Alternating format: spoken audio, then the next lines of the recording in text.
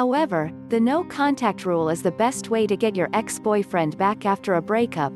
There are certain situations when you must avoid this rule as it won't be much effective. First of all, let me encourage you to trust no contact. It is highly effective at getting an ex back for the reason that it allows them to truly experience the breakup.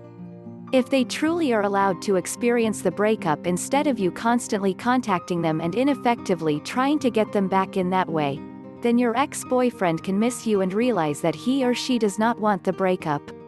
It is also the mature response when someone wants to go his or her separate way. Trying to force yourself back into their life is not mature or effective. It only makes you look immature, out of touch, and desperate. So trust no contact even though it is difficult. In most cases, it will feel good if you reach out to your ex-boyfriend, but doing so will actually push your ex further away and make a reunion less likely. Before I share when you should not use the no contact, I want to ask you a simple question. Do you want your boyfriend to not only miss you, but also change his behavior and attitude towards you? Do you want him to give you all the respect, time, love, and care you deserve? Do you want him to treat you like his princess and never even think of any other woman? I can assure you that your ex-boyfriend will not only reach back out to you, but also get completely obsessed with you. But how? Grab access to my secret ebook and videos from the link in the description. I am giving them away for free right now, but I can't promise that for too long, so go and check it out now. You can also schedule an exclusive one-on-one call with me by emailing me at my email address. Here are examples of when you should not use the no contact rule or when you should temporarily break it. Number 1. When your ex reaches out to you.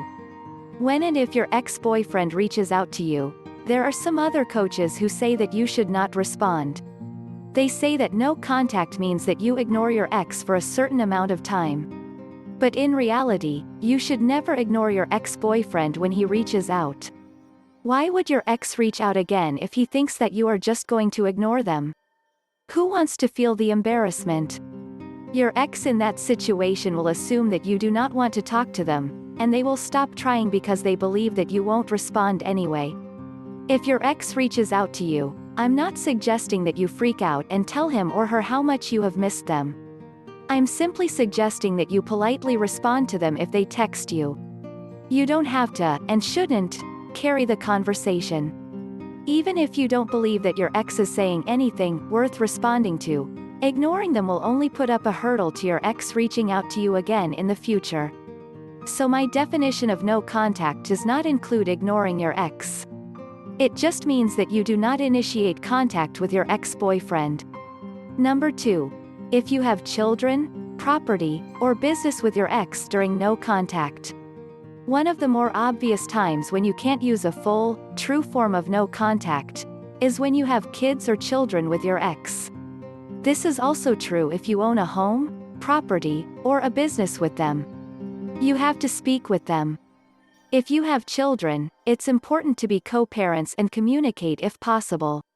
The key is to stick to discussing only things related to the children other than general small talk when you greet them.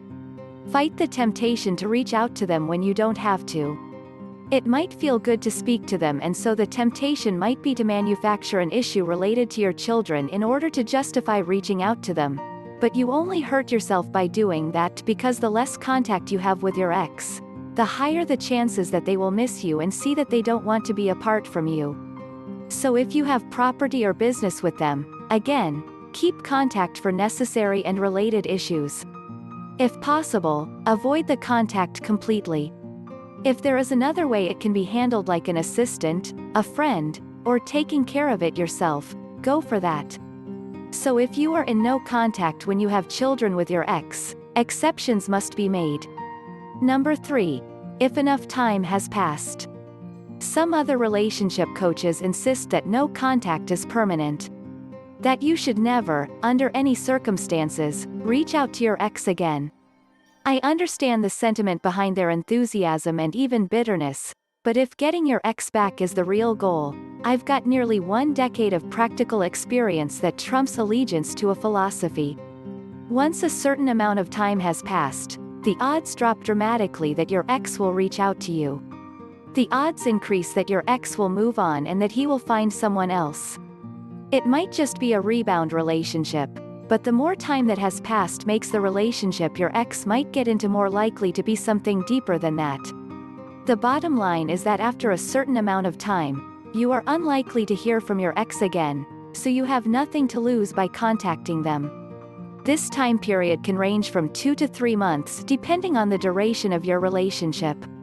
If you want your ex-boyfriend to beg you to forgive him, and get completely obsessed by your personality, check out my free ebook and videos from the link in the description. I can promise to turn you into a high-value woman in just 21 days. Share this video with your friends who might also be having a problem in their relationship. Please subscribe to the channel University of Obsession for more videos on relationship and dating advice. Like and share it with your friends if this video helped you by any means. See you in the next video. Take care.